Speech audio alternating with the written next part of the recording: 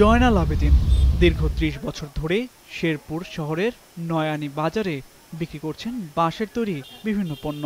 গ্রীষ্ম ও বর্ষায় বেচা বিক্রি বাড়ে কয়েক গুণ, আর তা দিয়েই চলছে তার সংসারের চাকা।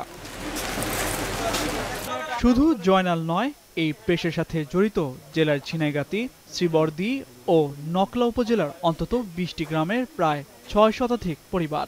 তবে আগে কুটির শিল্পের সঙ্গে জেলার অনেক মানুষ জড়িত থাকলেও দিন দিন কমছে সেই সংখ্যা। এখন তো মনে করেন যে আগে যে বেচকিন ডে হয়েছে এখন বেচকিন ডে খুব কম।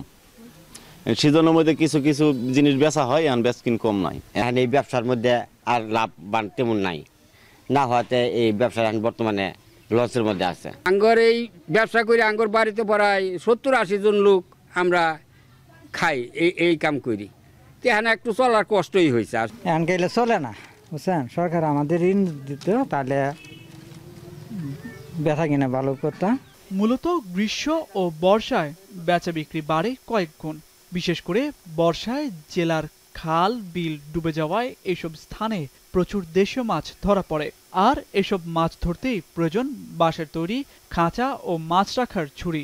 ফলে বৃষ্টি বাড়লে একদিনেই জেলার নয়ানী বাজারের হাটে বিক্রি হয় ৫০ থেকে ৬০ হাজার বাঁশের তৈরি পণ্য। বিক্রেতারা বলছেন আগে থেকে কিছুটা কমেছে বাঁশের পণ্য বিক্রি। এছাড়া বাজারে প্লাস্টিক সহ নানা পণ্য কম দামে পাওয়া যায়, তাই এতে বিক্রির পরিমাণ কিছুটা কমেছে বলে জানান কারিগররা। এই বাইরটা কিনলাম যে খালে বিলে ওখানে পানি আছে, এই মাছ ধরমু, খামু এবং বিক্রি করমু। একটা বাইর কিনলাম, একটা খালই কিনলাম যে মাছ ধরবো করে। কোলা কিনতে আসি, কোলাটা ১২০ টাকা কিনলাম। কোলাটা বাড়ির কাজে আর অন্যান্য কাজে ব্যবহৃত হবে। এই সিজনে বেশি বিক্রি হয়, আমরা প্রতিদিন প্রায় ২০ থেকে ৩০ হাজার টাকা, সপ্তাহে ১-১.৫ লাখ টাকা বিক্রি করি।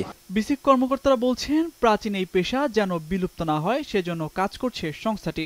এই সংক্রান্ত বিভিন্ন সহায়তা দেওয়া হচ্ছে তাদের। আমরা বিসিক জেলা কার্যালয় শেরপুর হতে ইতিমধ্যে ২ জন উদ্যোক্তাকে আমরা ঋণ প্রদান করেছি।